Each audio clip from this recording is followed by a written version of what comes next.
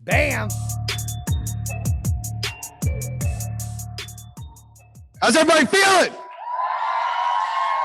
I walked in and I felt some major energy. So I'm like, this is going to be tough. I got to get this team fired up again. So I'm excited. I'm excited to see people, building their business, people changing their lives, taking things seriously, taking it to the next level. In today's world, we don't see that enough, right? We see a lot of sheep out there. We don't see enough lions. And I see lions in this room. Truly, I see lions. I keep hearing the stories about lions. I did some research. I'm super excited about what you guys are doing. I'm super excited to share my story to hopefully inspire and motivate you a little bit more, okay? I do want to give a shout out to all the Michiganders out there, though. Go Blue! Go Blue! They're going to win tonight. Like the video showed, I've been a part of building 3 companies. I've been blessed, right? I believe in God. I've got a great wife. I've got great kids, and I surround myself with great people.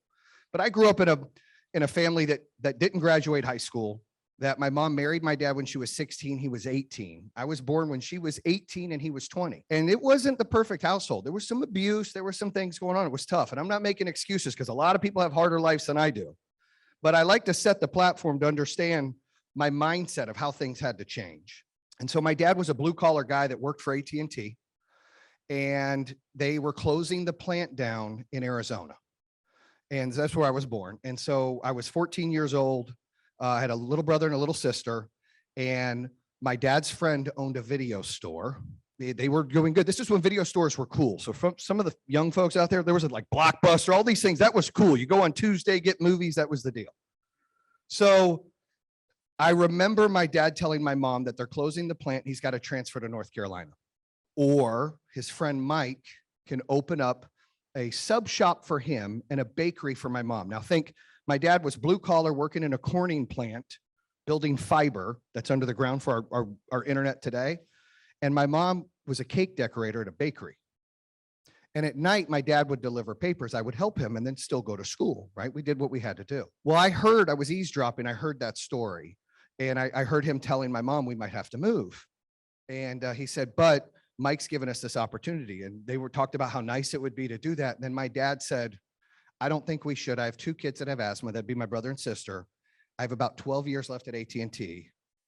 I think we should just take the safe route and move. And that's what we did. There's nothing wrong with that. Fast forward to when we moved to North Carolina, we moved into a trailer park. Now, not that it matters. I grew up in a trailer park. I can say that, it's okay. Trailer trash is what I was called. I didn't know any better. I was a freshman in high school. I would go to school and people would be like, where do you live? And I'd be like, Southbrook. They're like, oh, the trailer park. I'm like, yeah. They're like, oh, it was a feeling that people at high school would give me. And that's not really good when you can't control who you are, what you look like, how much money your family has. Everyone can relate to that somehow, some way, right? That was the feeling I was getting. At 14 years old, I would wear fake Tommy Hilfigers. For those that remember Tommy Hilfiger, I would get them fake ones. They'd be like $15 at the flea market, right? People would question me like, is that a fake Tommy? No, they'd look at the tag. I was getting bullied, as a freshman because I didn't have money. Fast forward, when I got my first car, I spent like $300 on it.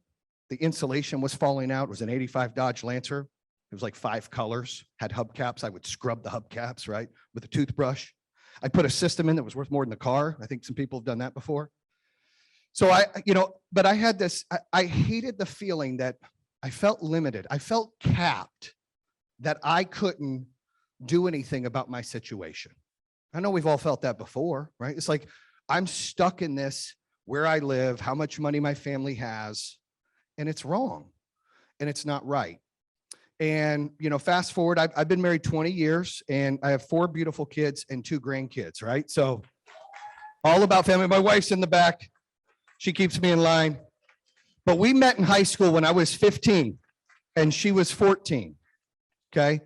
And, my first chapter of my book is Make Your Own Map. And so I'm building that up for you, what I just told you. But when I met Liz, I knew the first time I kissed her in the parking lot, I said, I'm going to marry that girl. My buddy's like, whatever, dude. I'm like, no, really, like there's some kind of connection there.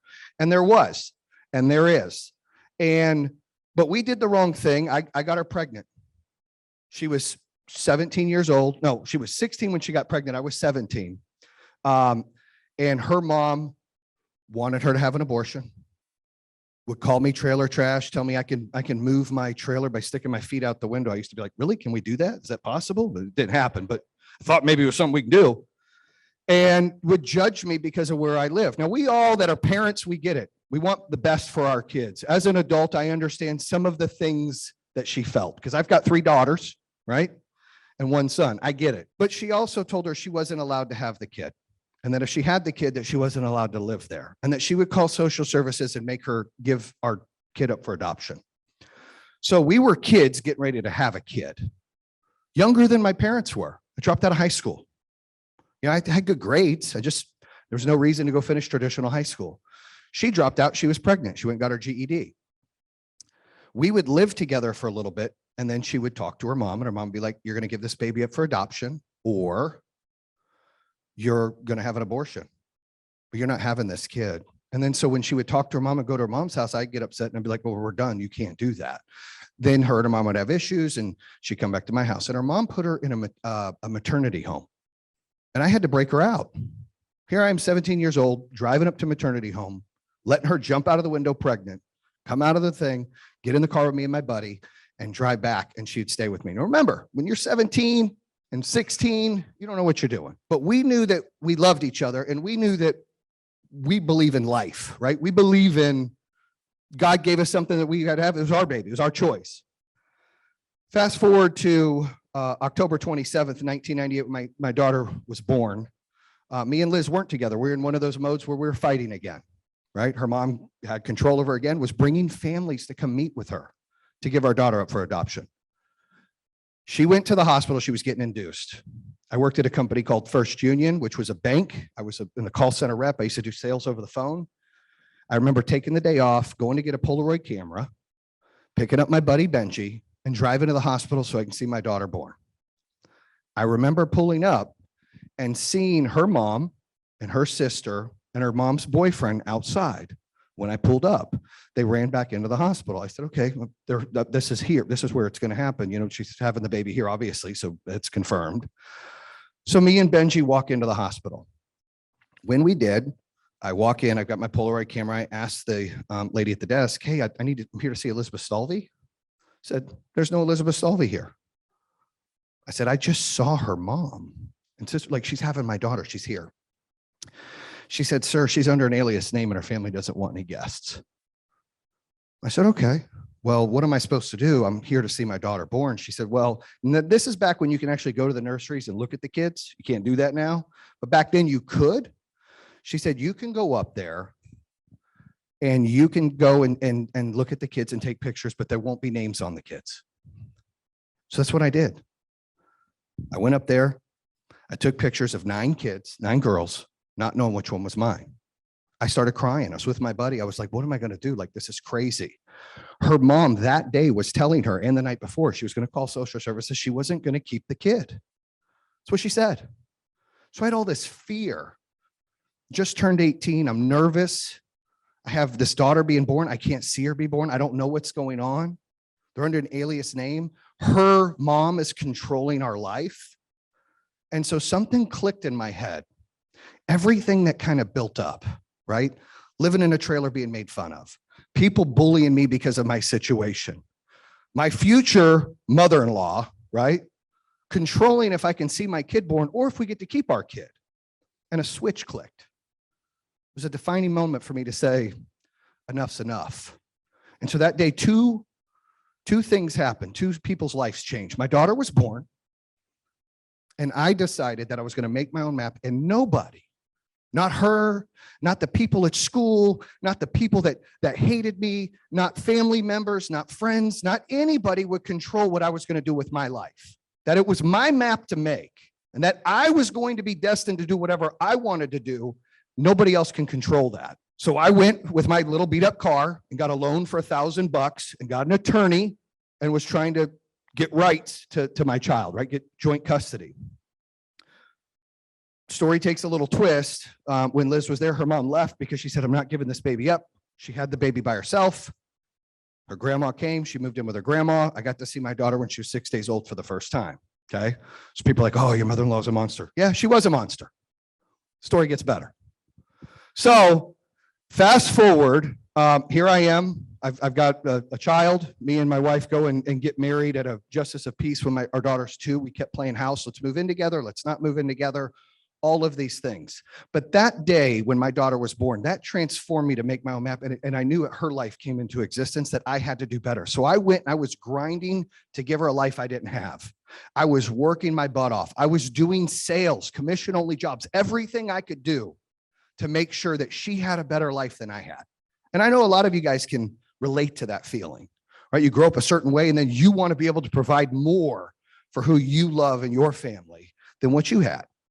So that was my first chapter, is make your own map. I decided to do that. I remembered that story because in 2019, when I won the Entrepreneur of the Year award, I was shocked I won. That's probably the biggest award I feel I've won. And I was one of the first people to not go to college or finish high school to win the award.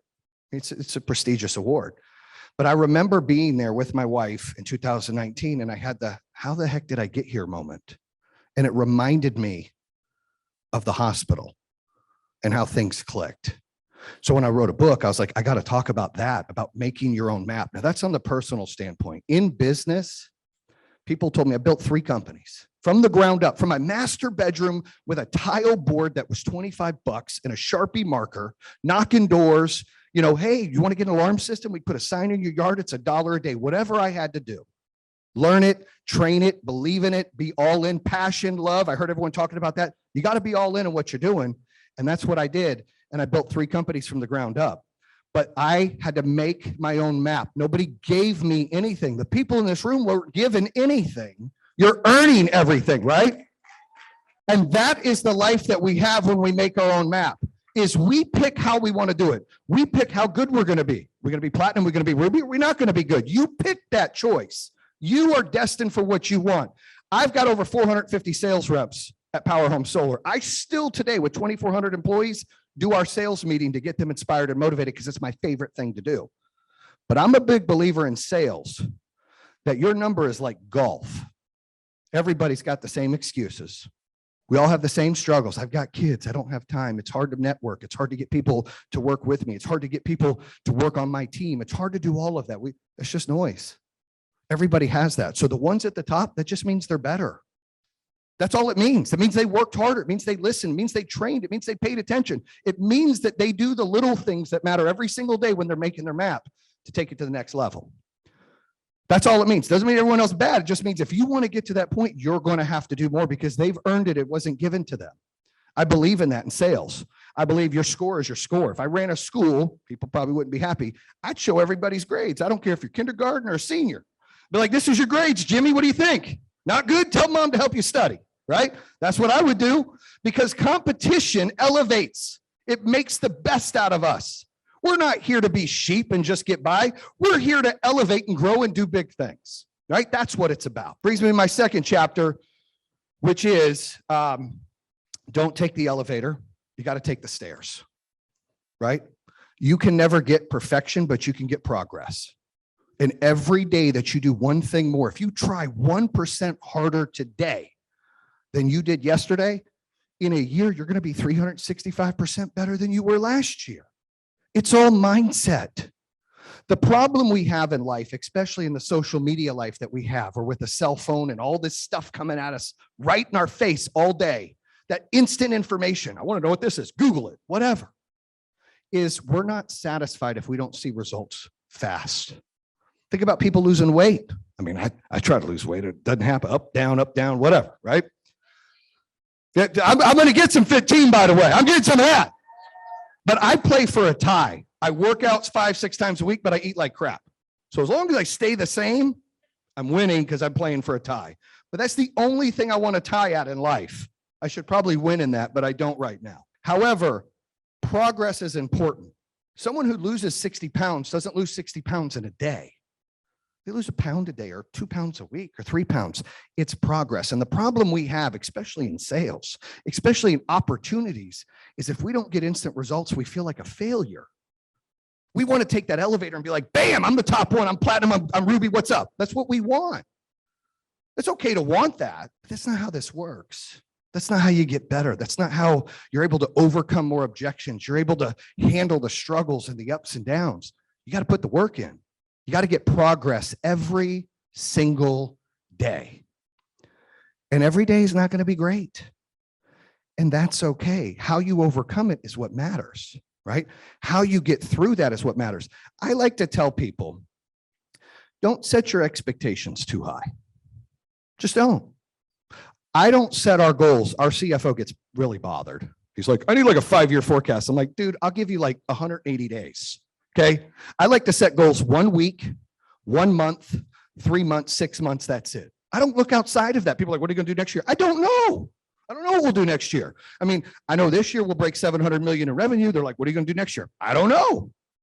In 3 months, we might do 100 million a month. I don't know. You gotta lower your expectations and goals. And that's not a bad thing. You can have big aspirations. Those are dream goals, but you can't live in that every day. You got to live in the moment. I got to interview a lot of cool people on my podcast, right? True Underdog podcast. So make sure everybody checks that out when you're done too. The True Underdog podcast, right? Top 3 podcasts.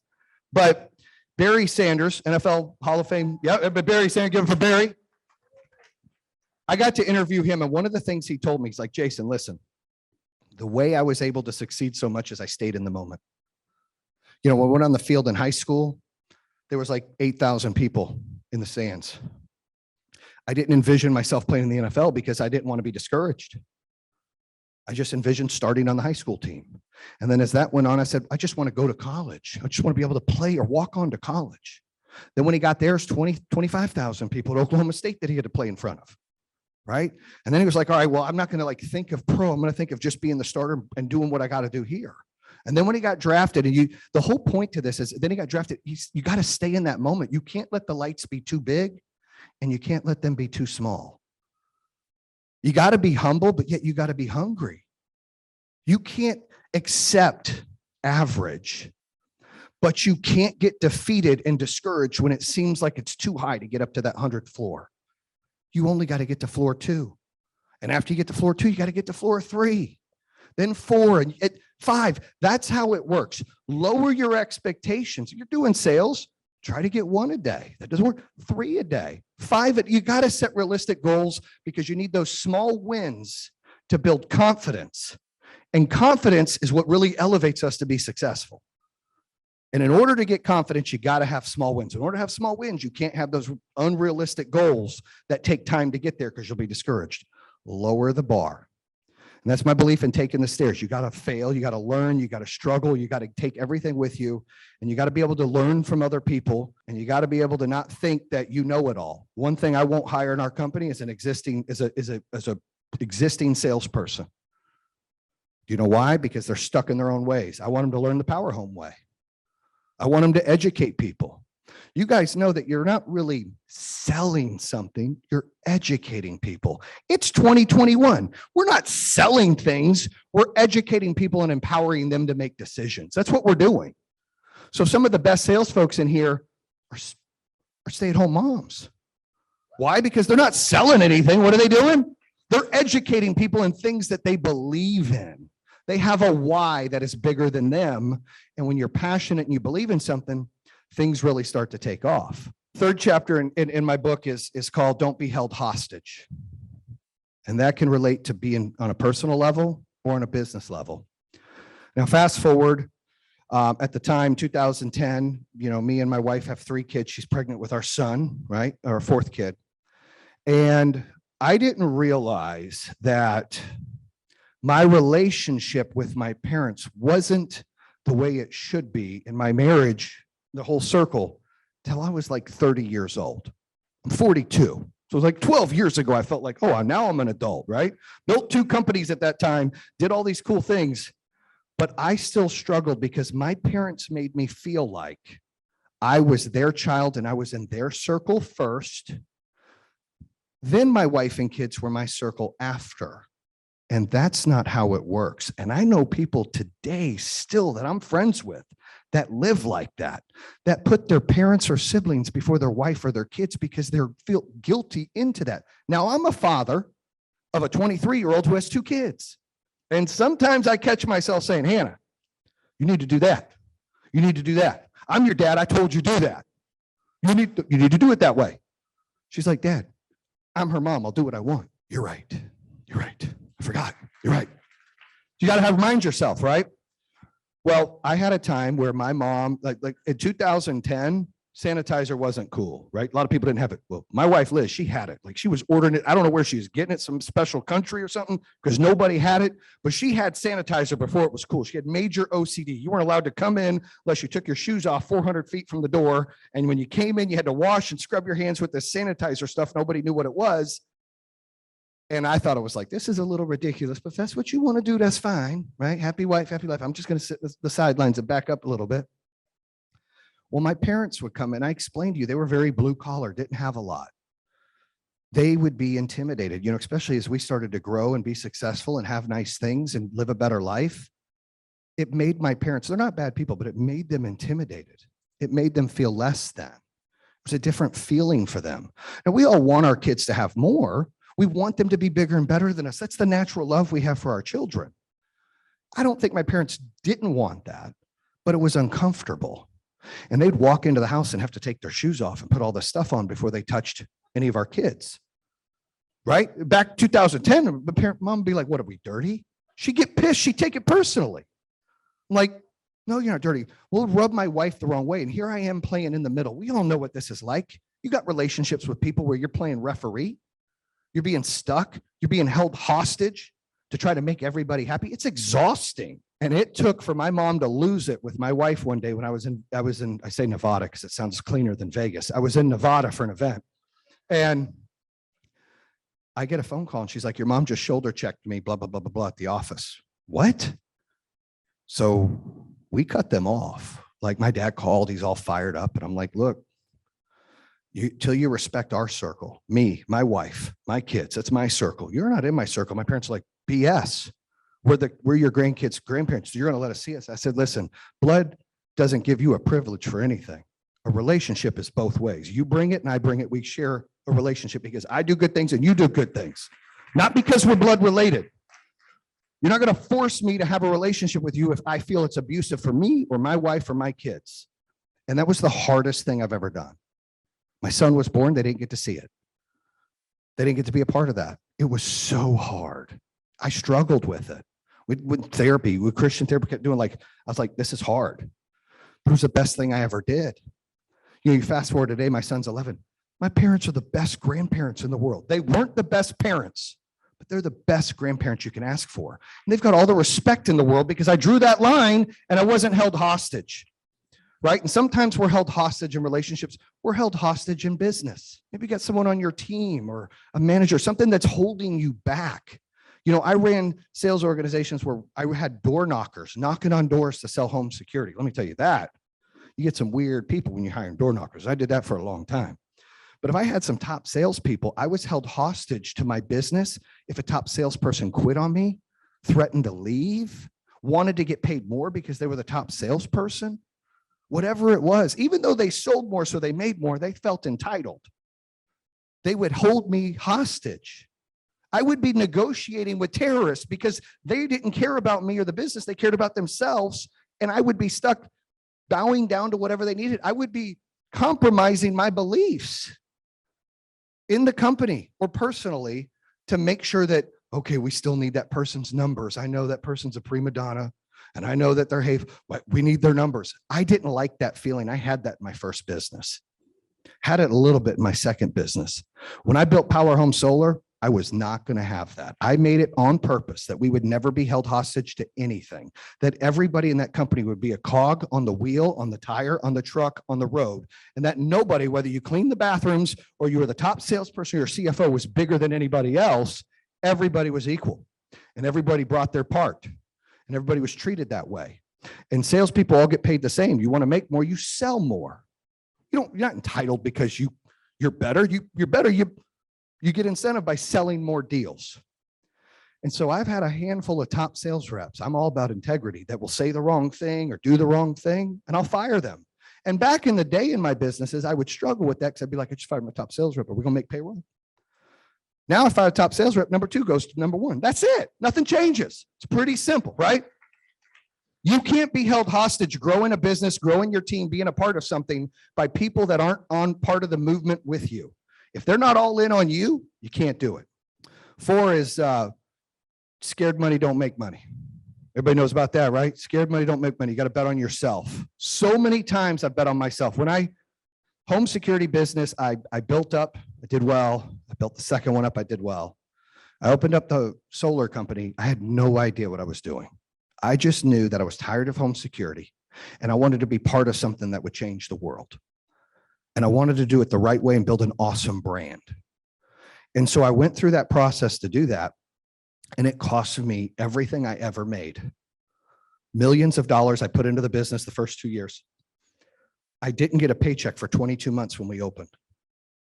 I had a house on the lake in North Carolina, $2 million house. I had to sell it. I remember I opened the company in January 2015.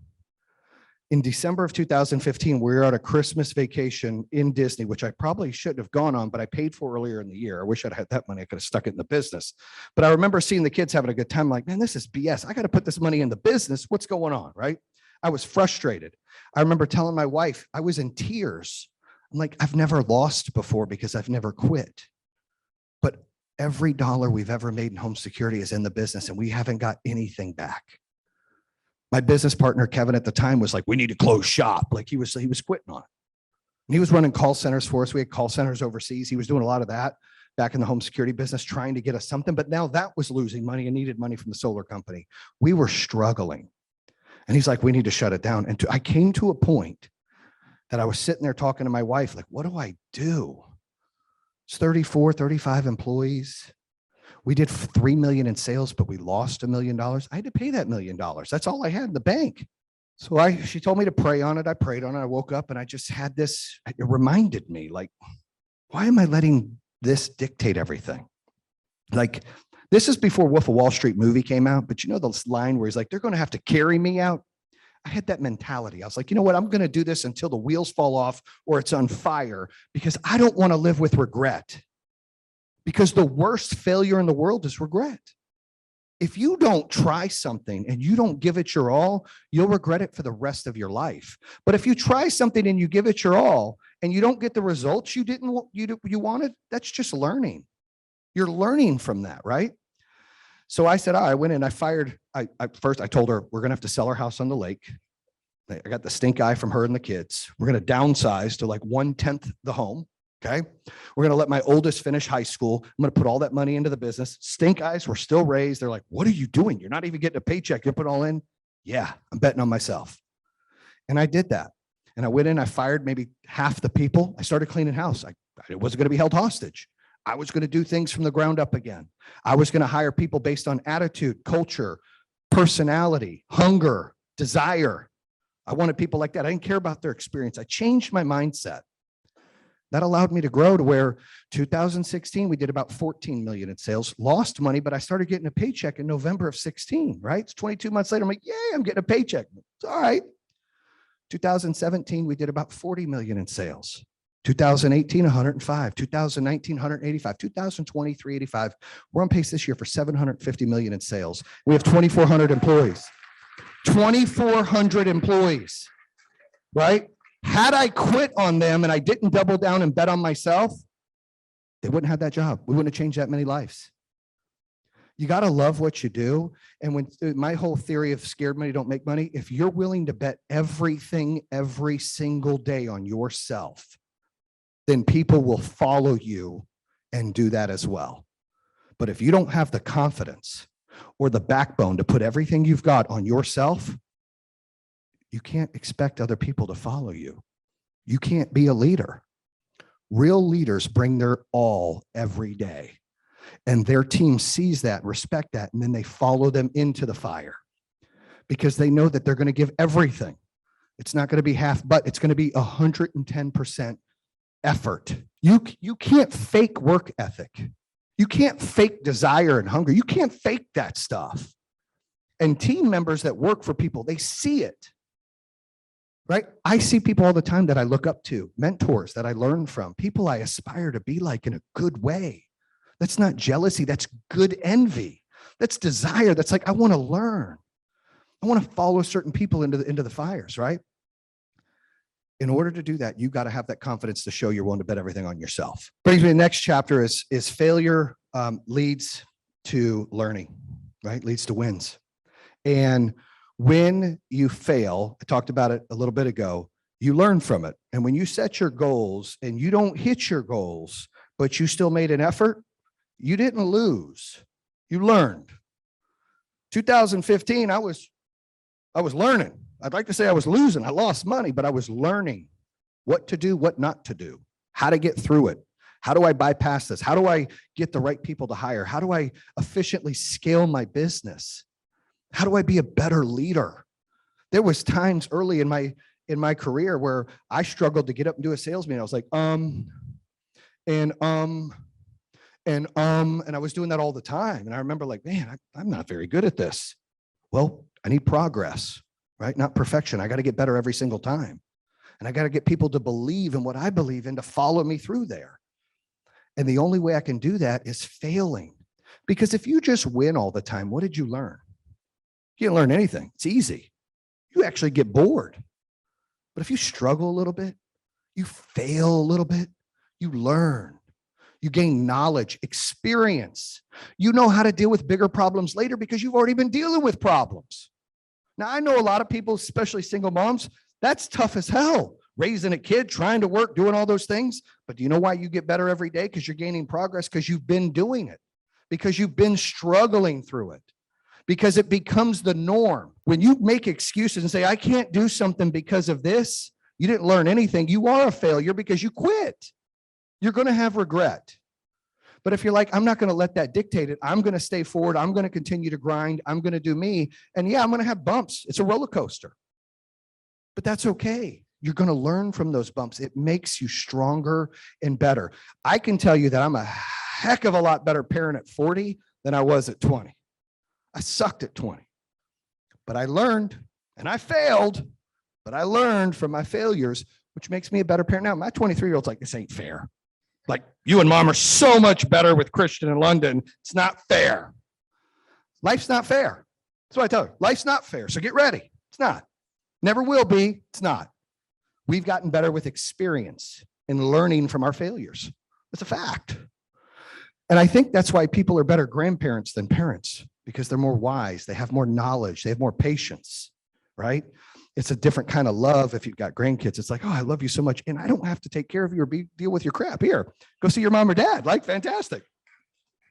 It's exciting because you don't have to be upset or disappointed. Sometimes we get disappointed in our kids. It's normal. You don't get disappointed in grandkids. Like, at least I haven't. Like, they act up. I'm like laughing, like, glad she gets that. But failure leads to learning and winning. It's very important that you understand that you're not really failing if you're trying. Had I not continue to press through in 2016, I wouldn't be standing here today. I wouldn't have had this top podcast, a book, 2,400 employees. We're trying to take the company public. All these things we'd be doing if I just quit, went home, took my ball, went home. I think about that. Like, I had to go through those struggles. I had to fight through those and learn from them. I wouldn't be as good as a business leader as I am today if I didn't have a bunch of struggles to get better. I didn't go to college. I didn't finish high school. And it used to intimidate me when that happened. I used to feel insecure about that. I used to have people I hire that were way more educated than me, could speak a heck of a lot better than I could. And I used to be intimidated early in my career, like, I don't know, the guy's smarter than me. How my boss, I'm like, it was tough. But then I had to realize, like, they work for me. They believe in me. I can't let them down. I have to be the leader they want me to be.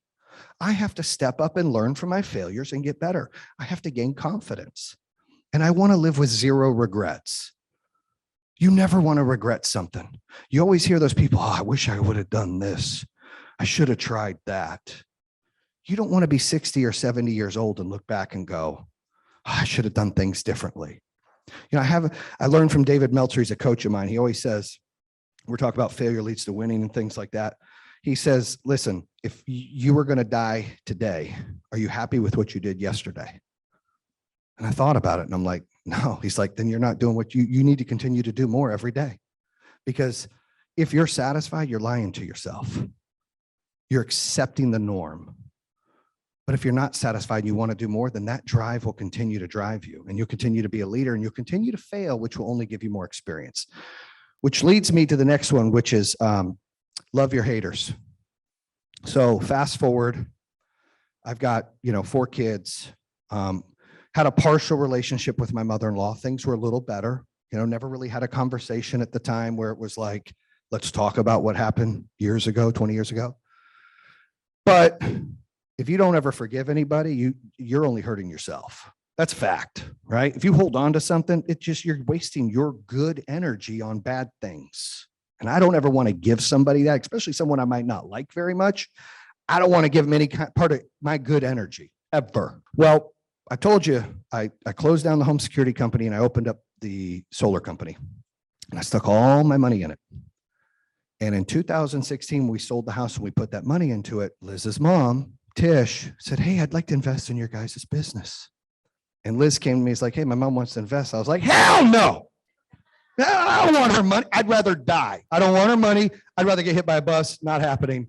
No way in hell. I've built my whole life on trying to fly her private and prove a point, use my black Amex. I got dinner.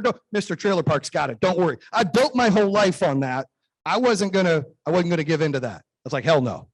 She's like, well, she just wants to invest. Not a big deal. Like, we don't need her money. We just put over $1 million in the business. We're going to find a way to make this work. I don't want her money. So I go back to my business partner. I'm like, hey man, this is going to crack you up. Tish wants to invest in the business. He goes, that's a good idea. I said, good idea? What are you talking about? He's like, what better way to get your biggest hater on than make her money? I said, but I don't want to use her money. He's like, well, then we shouldn't. So we went to her, took $100 grand. I just put over almost 2 million back into the business. So took $100 grand. We created an account and never touched it, ever. I'm glad to say 2019, we made her a millionaire and bought her out. How about that? Now, what better way than to love your haters by giving back to them and making them fans? I love when people are like, man, you can't do that, Jayson. And then they're like, oh, you did such a great job. I'd like to join the team. I love that stuff. That's the sick part about me. People are like, I got to find the badness of you. I love to prove people wrong, and I love haters. I want more of them. I want them to keep talking trash. I've got competitors that put billboards up that say there's enough Jaysons in the world, be a Matt. Like straight up. I'm like, I love it. My family's like, that's upsetting. I'm like, not me. It's flattering. It means they're watching. Because if you have haters paying attention to you, they're not paying attention to themselves and they're not growing. So my advice to you is tell them to get their popcorn, soda, and licorice and put on a show for them. And you continue to grow and they watch. Because there's so many haters out there, and haters come in all different sizes. Family, friends, best friends, siblings, peers. They're out there. And they find reasons to bring you down. And I believe there's 3 categories that we fall in all the time, different times of our life, career, everything. Category 1, that's where I'm at now, right? I've been in all 3, so I'm going to own that first. But category 1 is the believer, the doer, the passionate one, the confident one, the one who inspires and elevates others and wants to be inspired and elevate, that loves to see people successful and wants to be successful. That's category 1. Category 2 is the intimidated. Now think of Homer Simpson backing into the bushes. You know, you've seen the meme where he's like, not me. We all know some of those in category 2. Could be a family member that they don't really hate on you, but they're intimidated about what you're doing. Therefore, they're not a big fan and they have nothing to say and they kind of back out. They feel like you've changed. You haven't changed. You're growing. They choose not to. They're intimidated, right? That doesn't make them haters. That makes them intimidated. I talked about my parents. They weren't haters. They were intimidated. That happens all the time. I've been there. I've been in spots. I talked about it where had people working for me, Ivy League degrees. I'm like, why the heck you working for me, dog? What's up? I'm confused. Then I have to realize like, oh, I don't need to be intimidated. I need to be confident. I need to elevate. I need to inspire. And category 3 is your haters. They're the ones that make excuses, point the finger, blame everyone else. Your success is their failure and their failure is your success. I've got family. My brother is like that. I love my brother. He's like that. Anything I do big, he hates himself for it. He blames himself. It's my fault that he didn't do anything. We had the same parents. We had the same 24 hours in a day. We had the same vision. Like you choose to do what you want to do. And what you do in life is yours to own. That's you did it. You can't blame other people on that. You can't make excuses and be like, that's why I wasn't successful. Because that's BS. That's the lame way out. And you're making excuses and you're in category 3. You have to own your stuff. You have to own it first. Then you have to work on it and get progress and get better. And listen, success does not mean you're rich, and it does not mean that you got some big title. Success is fulfillment. There are people that don't need to make a lot of money at all that just do philanthropy that are very successful because they're elevating and helping people. Whatever fills you up inside makes you successful. I know a lot of people that don't make much money at all that are much happier than a lot of people I know that make a ton of money. And that's a fact because they know what their why is in life and they're fulfilled. And it's sad because a lot of times the more money you make, the more depressed you get. Because what are you chasing? So you got to have a why that is bigger than that. And you got to love your haters. Like that's one of my, I love the fuel. Like her family was like trailer park guy. I'm like, it's Thanksgiving. I'll fly them private. They can come into Michigan, put them in. I'll bring some of the football players over. We'll gloat a little bit. It's all good, right? Bring a chef. Does that work? Those are the things I want to do. Probably not the healthiest thing to do, but it made me happy. Okay. And so you got to have your why. I have a lot of whys. That was one of them to prove people wrong. Because I've been told my whole life, there's no way. Even my own family, there's no way you can do it. Now, my family's proud of me, but, I wrote a book that was like for fun. The podcast was for fun. During COVID, our company, we still stayed open. We're an essential service offering battery and storage, but we were homebound. I lived in Michigan, and the Michigan office, Troy office, didn't have a corporate executive office, so I wasn't going back and forth to North Carolina. And we were on calls all day with like attorneys, state officials, health departments, you name it, everything to follow CDC guidelines, right? And I remember having an argument with the executives because it was the day after GM just took a pay cut. Their executives took a pay cut to stay open. And we have 5 executives. We have 6 now. We had 5 executives at the time.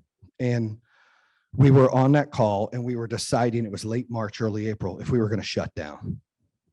We're going to shut down. What are we going to do? And there was an argument that, hey, maybe we should furlough everybody. This is before the unemployment came out that was all crazy, that went to everybody. And we had 800 employees when COVID started, 800. So we weren't going to get anything anyways. But I told the team, we're not going to close. We're going to stay open and we are going to go off of payroll.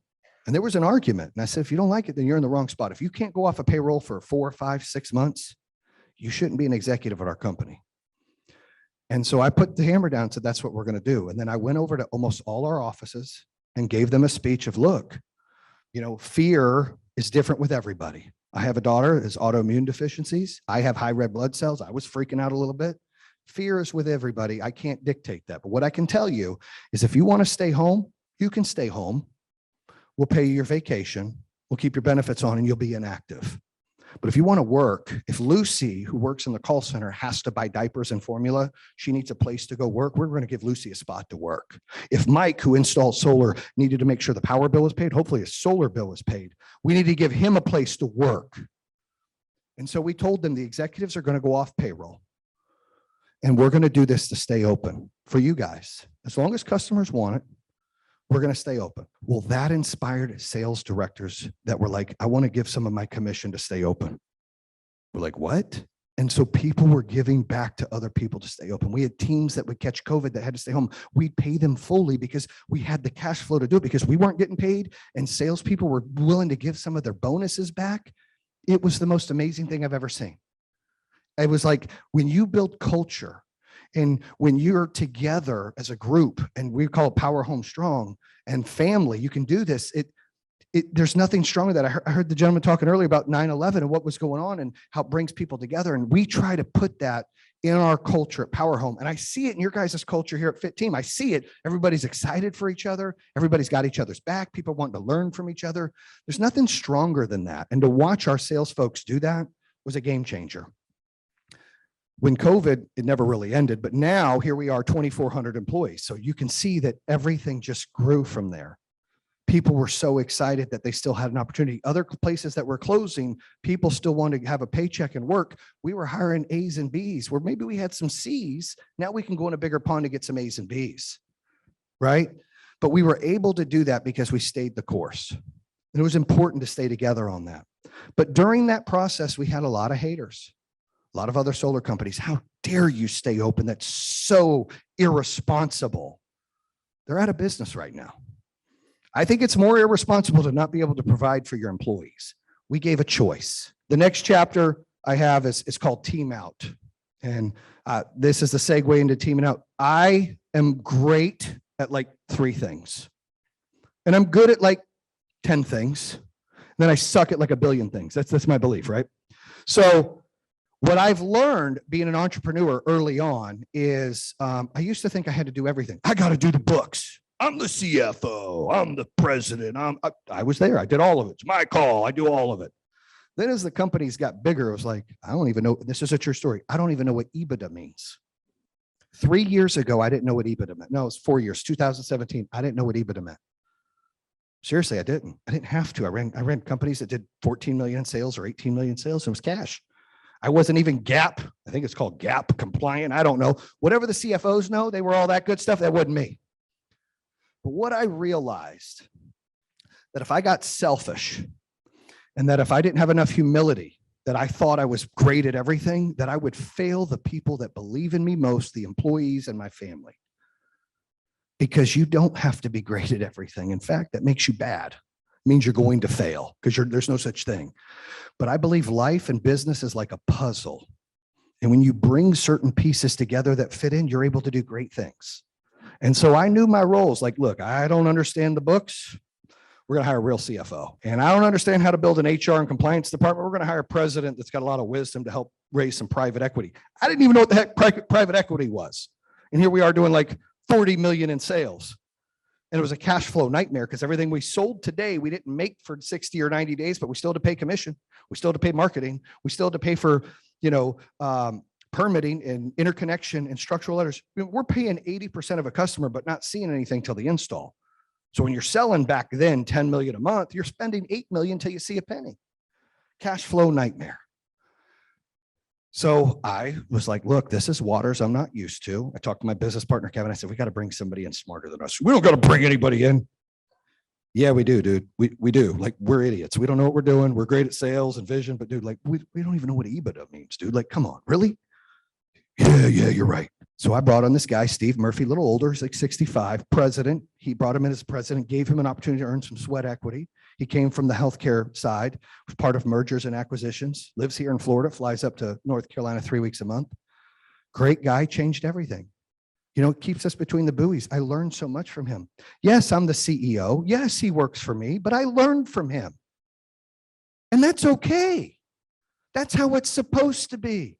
You're supposed to learn from other people, whether they're up, down, left, or right in the hierarchy, it doesn't matter. We all learn from each other, and that's part of teaming out. I had enough humility and to be humble enough to say, hey, look, I'm going to get a CFO. I'm going to do this. And they're good at that. And I'm good at vision. I'm good at scaling. I'm good at inspiring. And that's it. Everything else, I'm great at those. Everything else I'm like, okay at. But I don't need to be great at everything. And neither do you. You need to be good at what you're good at and focus on that. And surround yourself with other people that complement your skill sets, that elevate you and bring you up. They don't bring you down. Because when you get brought down by people, whether you love them or you like them or their friends or their family or their peers, you're giving good energy for nothing. And you shouldn't have to do that. My last chapter is focus on the play-by-play to be the champ. We talked about progress, right? Not perfection. You're going to have to dumb things down sometimes in life. I do it every day. You just got to dumb it down, meaning like, all right, simple, stupid, here we go. I'm going to advertise. I'm going to give your guys this business an example. I'm going to advertise my Fit Team stuff on my social media. And then I'm going to promote it a little bit. And I'm going to make sure that when I promote it, all these people, including friends and family, they're going to get upset. And they're going to be like, why are you doing this so much? And they're going to get annoyed. And you're going to feel a little weird. I've been there. I was like doing lives in 15 when it wasn't even cool. I was like, Jayson Waller here live from Power Home Solar. I didn't even know what I was doing. It was like 14 views. But I felt like an idiot sometimes, right? But I'm like, you know what? I got to build the brand. It's bigger than me. You got to build your brand. It's bigger than you. It's not about what your friends or family think. You want to bother them. You want to market yourself so much that they are annoyed and you're reaching other people you would have never hit. Because that's how you grow it. You can't grow something if you're not putting yourself out there. So you can't let people around you be like, look, Mike, I'm kind of sick of seeing your stuff, man. Like, that's all you're doing. Well, then maybe you should buy some. Okay. You're sick of it, buy it. If not, block me. But I got things to do, right? I'm not waiting on you because it's funny. I would be boosting and posting all these crazy things as we were growing. And I remember some of the people that were peers in the alarm business with me, like, solar's never going to be anything. And they would be hating. And now they work for me or they're dealers for me, right? I'm like, this is great. But you have to know that it's progress, that it's okay to rub people the wrong way and feel dumb sometimes because you're doing something or uncomfortable, I like to use, right? It's uncomfortable to be out there. Like, we changed our brand to kind of be my face, which I hated. We were like, we're going to put billboards up. I'm like, really? Yeah, you got this. Now my hair's not white right now, but it's like white hair and doing all this. I'm like, we had Morgan Freeman hired for our commercials. 2019, we had Morgan Freeman hired. We're going to spend $5 million a year. Our marketing company that we hired, Sussman Agency out of Detroit. Alan Sussman, who's a genius, goes, Jayson, can you explain to me how solar works? I'm like, yeah, like the sun beats down on the panels. It converts the energy. You use it first. Any extra, you fill up your battery. After that, you can use it at night. If not, it goes out to the grid. Your meter goes backwards. You make money. Bam. Right? That's what I said. He said, dude, we're not putting Morgan Freeman on TV. We're putting you on TV. I'm like, no, I don't want to be on TV. I'm good. It's like, no, we're going to put you on TV. I said, dude, I'm good. Like, I did some lives and stuff early on. Like, felt a little uncomfortable. Douched out a little bit. I felt like this isn't the right thing to do. People were looking at me weird. I don't know if I should do this.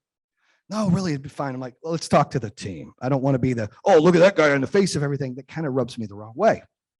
So we bring the team in. We talk about how we're going to do it. And they brought up a Coca-Cola commercial that was playing a Cyndi Lauper song, True Colors. And they're like, we're going to get you an anthem. I'm like, we're getting True Colors? No. I'm like, oh, we're getting Cyndi Lauper? No. Oh, what are we doing? They're like, have you heard of the Detroit Youth Choir? I said, at the time, November 2019. No. They're on America's Got Talent. They were #2, Detroit Youth Choir. They're all over TV. I said, oh, I think I heard of them. Yeah. He said, we want to hire them and put them on a stage at the Fox Theater. And we're going to get this song called Let the Sun Shine In. We're going to have you walking out there being the face of solar. And I'm like, I don't know. He's like, trust me. He said, if you had one sale left to stay open and provide for your family, who do you want in that house? I said, me. Then you got to be in 23 million houses. Okay. So we tried it. So the brand kind of changed, but it grew because a brand can't just be a logo. It can if you're Coca-Cola. But really, like, think of Apple. They got Steve Jobs. Tesla. They got Elon Musk.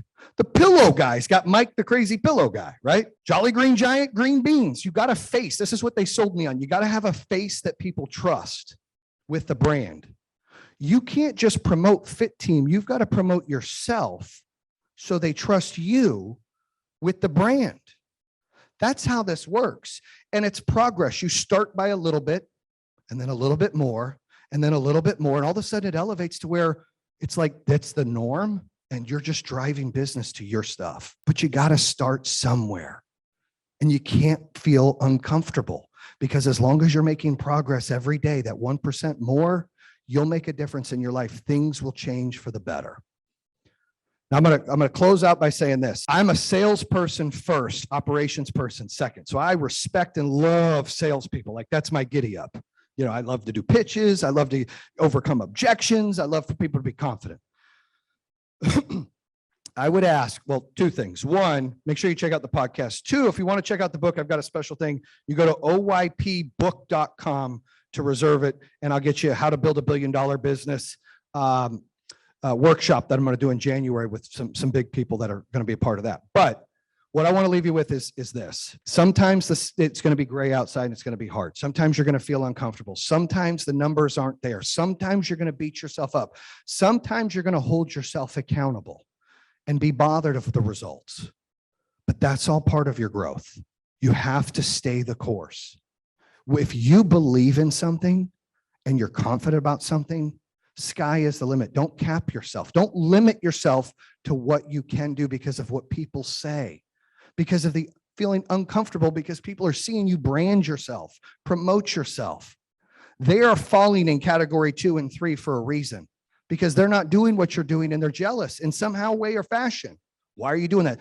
If somebody was happy for you, they'd be like, Steve, I love your ads all the time. I buy some of it, but I love it. That's someone in category one that's going to elevate you. But someone who's complaining and nagging, get away from them. You're here for you and your family. You're not here for other people. You don't answer to other people. This is your map. This is your life. The book is called Own Your Power, because it's time for you to own your power and take it to the next level with Fit Team and continue to grow your business. Can I get a bam? And that concludes another episode here on True Underdog. If you're interested in hearing more, make sure you subscribe at iHeartRadio, Spotify, Apple Podcasts, or the YouTube channel. You can always visit TrueUnderdog.com, subscribe to all of them. Make sure you check out our newest episodes coming out on Mondays and Thursdays. True Underdog, baby. Bam!